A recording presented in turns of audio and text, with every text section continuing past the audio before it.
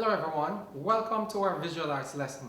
I am Sean Lawton and today we continue to explore the impact of art on society. Our focus question for today is how can I use art to express social and cultural ideas? Our theme is let the culture speak. Now by the end of this lesson, it is hoped that you, our students, will be able to demonstrate the use of the elements and principles of design in communicating historical and cultural beliefs and ideas. We also hope that you'll be able to develop an appreciation that art can be used to express social and cultural ideas. So we start off with King Edward. And so we can appreciate that before the invention of the camera, that the artist was a very valuable person in society. He was the one who was charged with the responsibility to create portraits of royalty. And so artists were the means of documenting, the portraits of kings, princes, queens, princesses, and persons from noble families. In this particular picture, we can see that the artist would have created a portrait of King Edward VII. And the representation of this king depicts the grandeur, the majesty, and the power and the wealth associated with this king. And it was important for royalty to have this image or these ideas about them and about who they are and how they live be promoted amongst the world at large. Another picture that we will be exploring at this time is a painting of an estate. Now, similarly as with the king back in those days, the artist would have been commissioned by estate owners to do paintings of the estates. And these paintings would capture, one, the layout of the estate, where the great house would have sat in comparison to the rest of the plantation in some instances. Because it was the means of wealth generation, they would have placed particular attention to executing these paintings. So the legacy of their properties and the things that they own could actually be showcased for generation to come. Okay, and so no doubt because of these reasons, the itinerant artist would have been commissioned. And for those of you who don't know, the itinerant artist would be the artist who would travel from place to place, and they would be commissioned by persons of influence in society to create paintings, in some instances of themselves or their property or prominent places which they own. The other painting that we would like to look at that I believe gives some meaningful reference to how art express cultural ideas and history is this painting where the Maroons are depicted as they engage the British militia in combat. We see here where the Maroons are actually looking on to the British forces as they try to navigate through the woods, and they clearly have the advantage because the British in this painting are not aware of where the Maroons are. This painting actually tells the tale of the struggles of the slave and how they actually emerged out of captivity and won their freedom and got a place when others were not able to do so. And so it's a good legacy for us to have to reflect on as a people. And finally, we will be looking at the Egyptian dynasty. Now, Egypt at one point in time was the world power, and they had no qualms about making that clear to the rest of the world. The Egyptians spent a lot of resources and a lot of time and effort to create what you see here is actually larger than life monuments of their pharaohs to demonstrate their majesty, their dominance, their power over the rest of the world. And so if you wanted to get a glimpse of what, the power of Egypt and their prominence and position was like, all you have to do is look at some of these monuments, and they are extremely large. And so those are examples of how different cultures all over the world would have used art as a means of expressing cultural context or cultural ideas. Now we will take our conversation a little bit more on the local context. And so we will be looking at none other than Edna Manley at this time. She is one of the persons who would have pioneered visual arts in our cultural context. And so she was trained at the Royal College of Art in England. She was a painter and a sculptor. She created artworks inspired by Jamaican culture and people. So if you remember a while ago, we just spoke about King Edward VII and how he would have, at that time they would have created paintings of prominent persons in society and prominent figures. Well, Edna Manley, she decided that she wanted to do artwork that looked at the local people as the context to her artistic creations.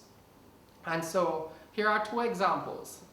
She would have done this piece that is famous in the Jamaican context. We have the piece entitled Negro Aroused, as well as we have a portrait of her husband, the late Prime Minister Norman Manley. So for those of you who might think that Edna Manley was somewhat of a novice in terms of her ability to create artworks, we can see clearly here that she was competent enough to create realistic pieces, but it was actually a deliberate means on her part to create pieces such as this one to communicate certain ideas. For example, if you look at the Negro Aroused sample here, you realize that the arms are really large in proportion to the rest of the body, and that is actually intentional. Large arms in this context was a means of expressing or communicating the strength of the people. And so it was a means of celebrating certain positive attributes of the then 90% of the population that was here. And that looking upward is symbolic of hope and courage and the will to persevere. We will now look at another local artist who to some extent would have contributed to the conversation of using art to express social and cultural ideas. And this is the late Barrington Watson. He too would have studied at the Royal College of Arts, and here we have two paintings that captures, in my opinion, effectively aspects of our culture. Now when we look at this piece entitled Conversation, we recognize that the ladies here seem to be enjoying the hottest piece of gossip available in the community at the time. You can tell by the hands at the kimbo, the folded arms, and the catching on one leg, that it is definitely something that has captivated them at this time, as they are investing clearly a lot of emotions in it. As we can see that the work that they were about was clearly put to pause as the bucket stand lay by their feet. This rendition of the mother and child I especially like because it actually puts a different spin. Normally when you think of the mother and child, we see a mother embracing the child and perhaps nursing the child, but in this context we see something that might be familiar with some Jamaicans who grew up during a particular time period. We see a little boy here who is clearly awake using the chimney, as it is called in our Jamaican context. So during this time we did not necessarily have indoor bathroom facilities, and so what used to be obtained is that we would keep within the house, right beneath the bed, a little vessel that was used to catch urine during the course of the night. And so I really appreciate this because the mother looks onto the child with that gaze of just warm consideration for her child, and I really appreciate that. So these are some examples of how art would have been used both internationally and in a local context to actually communicate cultural ideas and to promote who we are and why we do the things we do. And at this time, I would like to invite you to join me in the creation of a piece of artwork that will focus a little bit more on our cultural aesthetics. I know that at times we get caught up with what is happening internationally, and though they have their merit, I think that we should strive to preserve our own identity in our creative expression so others can continue to appreciate and to latch on to brand Jamaica. All right, and so at this time, join me as I execute a drawing of a black woman that would be typical of our culture. All right, so thank you for joining me again. At this time, we would just like to engage you, as said before, in a simple drawing that I believe would be depictive of our cultural aesthetics. Now, some time ago we had other drawing lessons. I hope that you have all had a chance to view those, where we would have gone over some basic fundamentals that you would need to know to be able to execute this. Some of them I will reinforce as we engage in this drawing. So for the benefit of those who did not see it, you will hear some of those things coming out, and I'll try as best as I'm able to explain the concepts as I go along, okay? And so we are actually going to be starting off this drawing by creating an oval shape, and it can be done two ways. You can either draw that oval shape one go, if you believe you have the skill and talent, or normally some people would create a circle and they would join at the base of it what appears to be a cone-like shape. Okay? The next step is that we're going to be inserting a line of symmetry. Now this line, as we would have indicated in lessons before, is a line that is used to divide the subject matter into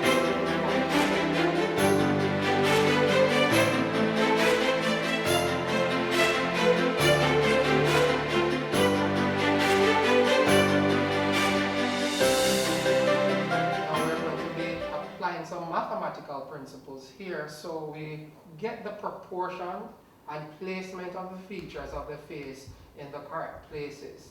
And so from the crown of the head to the chin, about half that distance is where the eyes will fall. And so we're going to draw a line there for the eyes. Half of where the eyes fall to the chin is where the nose would fall, and then the half of where the nose falls to the chin is a line that we will use to demonstrate where the mouth would fall. Now in between this line of symmetry and the edge of the shape, we're going to make a little mark, draw a little circle here, and then we're going to be putting a larger circle, like so. So initially what we're doing is we're building up the drawing, but we're using geometric shapes. So these geometric shapes, as we would have indicated in our videos previously, they're basically what we use to construct these complex images, okay? It simplifies them. We're gonna place a little triangle here and an oval right down here. So that's basically how we're gonna be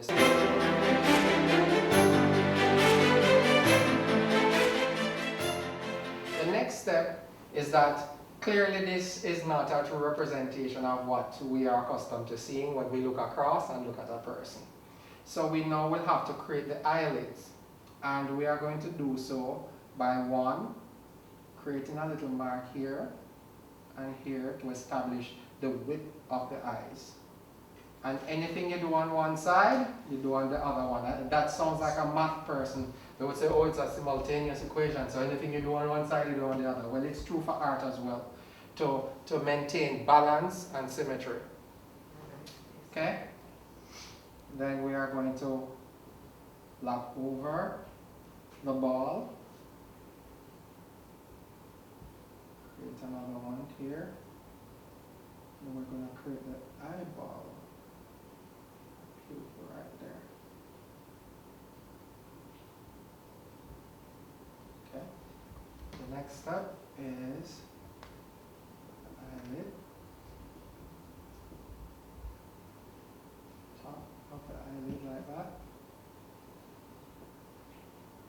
And then right above here, this line here, is where we're going to use to establish the eyebrow. Alright, so we're just putting a line there for now, just to show what it's supposed to be like. Then, the execution of the nose. Now, in Jamaica, it's important that we know that we will have various sizes and shape nose among our population because we are, to some extent, a melting pot. Some people have a straighter nose, some people will have a broader nose, but I like to represent the one that is more true to the rich African, authentic African nose, which is the broader one. So that is the one that we're going to be doing today. And it has no bias or anything, it's just, so we're going to actually create these curved lines here. Then, let me do this off the side for you. Create like a little spoon shape, comes down here. Another spoon shape that comes down here, and you join them. And that's basically how you go about executing the nose. Okay, so we're going to do that here as well.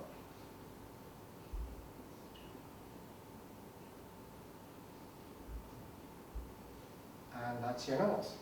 So it's like joining two spoons together, and you'll get the nose. Okay, for your lips, it's a little bit easier. What I normally do, so let me just do this for you, larger up here so everybody can see. So I create a little curve here, very concave, and I mirror that curve at the base here, right? And I curve up and down, curve up and down as we go towards the end, curve in and out here, and that more or less is what you can expect the typical Jamaican lip to, not just Jamaican, but persons of African descent. Our lips are normally thicker, whereas with Caucasian people and other races, it's thinner. With us, it's a little bit thicker. And so that's how you go about representing same. Two lines, and anything again you do on one side, you want to do it on the other. Okay? For here, you curve in and join this curved area where the lines extended from here. Okay? So that's basically how you create your lips. So we're going to do that here as well.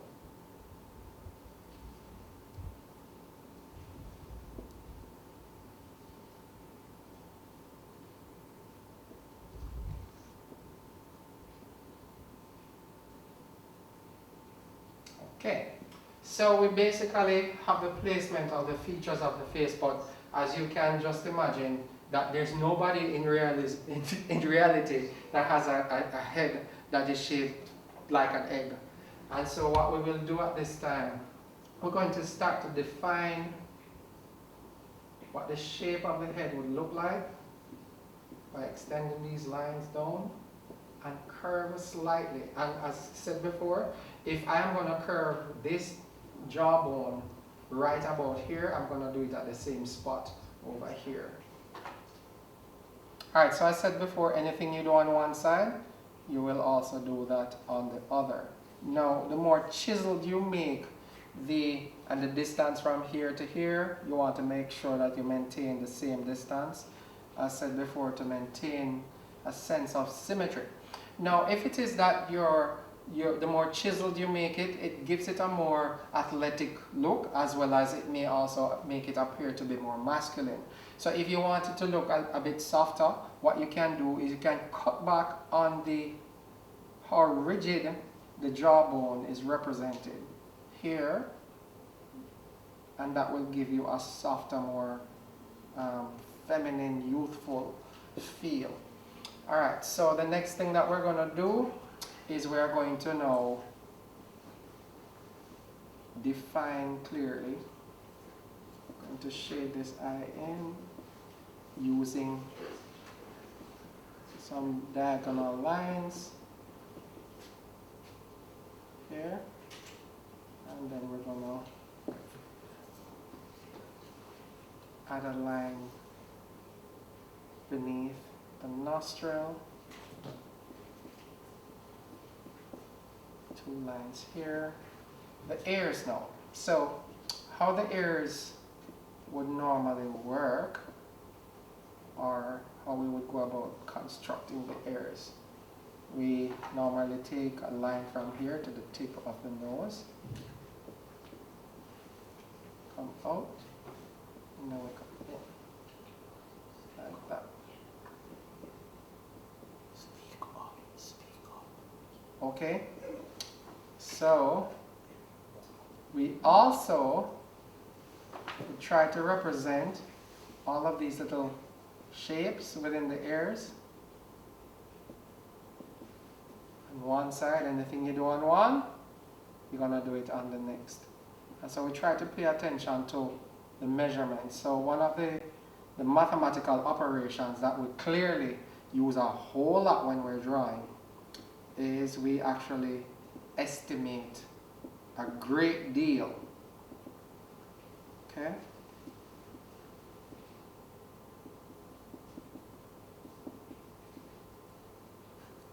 Alright, so there you go.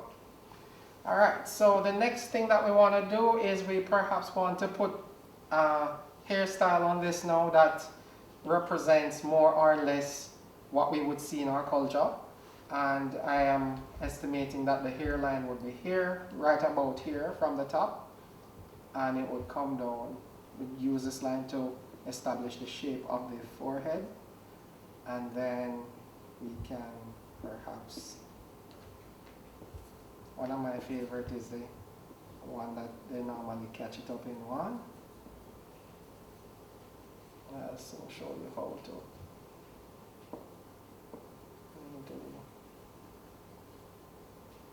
Like that. And then you can just lock it in some lines like so. Alright, to get a more feminine feel, what you can do is extend the end of the eyelids here. Extend it here as well. And then we're going to now start to show where the cheekbones would fall, which would be about here and here. And if you want to get an effect where if you put a thicker neck, it's gonna look like a man. If you make the neck a little bit more slender, then you get that more of a feminine representation. Okay?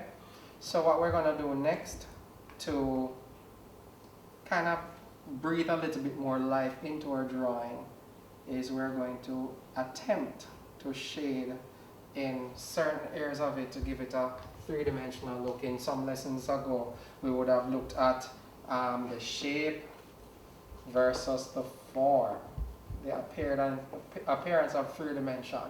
And whereas we would have used the lines here to represent 3 dimension, in this context, we are now going to be using value. Right?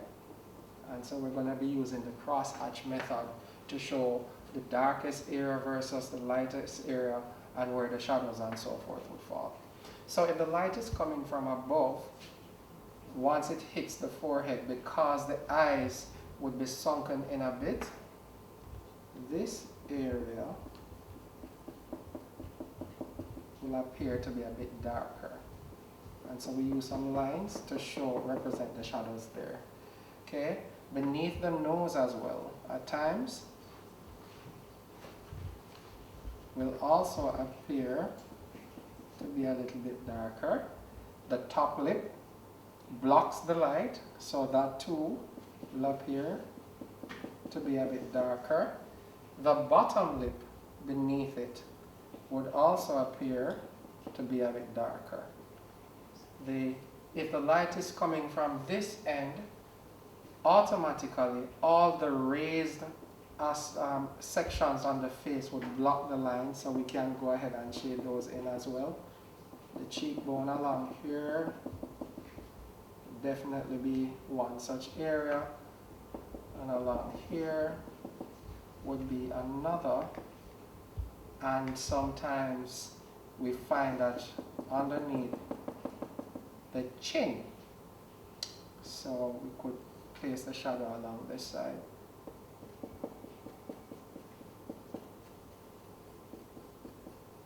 And that's where the shadow would fall. And if you're representing the shadows in one particular direction, you want to make that consistent throughout the entire piece.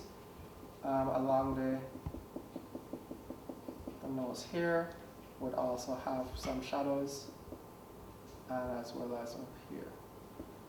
Okay?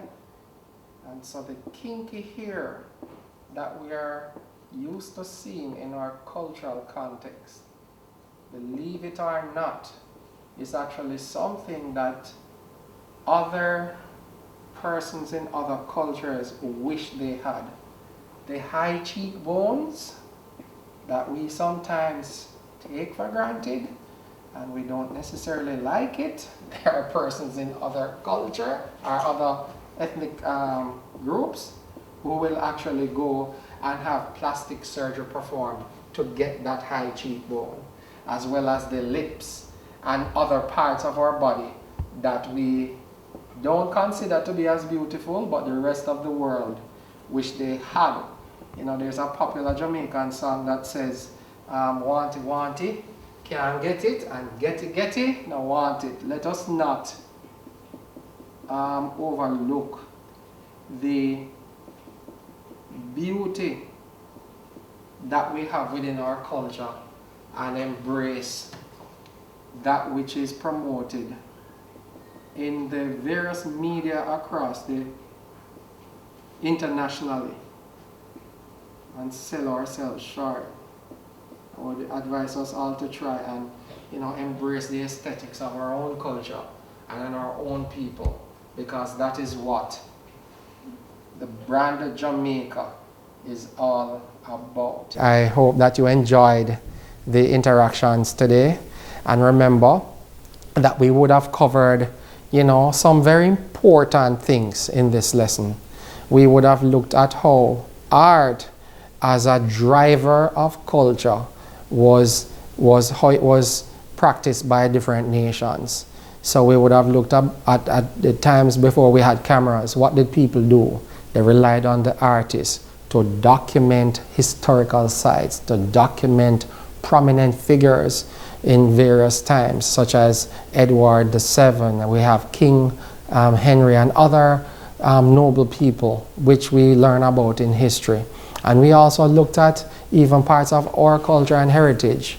We looked at the estates and how the itinerant artists would have captured the layout of the estate as an economic hub at the time, because these estates were the means of generating tremendous wealth for the colonies throughout the Caribbean. We also looked at the resilience and the perseverance of our people in the painting, where the Maroon would have beaten the trained militia of Great Britain using guerrilla warfare, and that would have been unique to us as well as a people.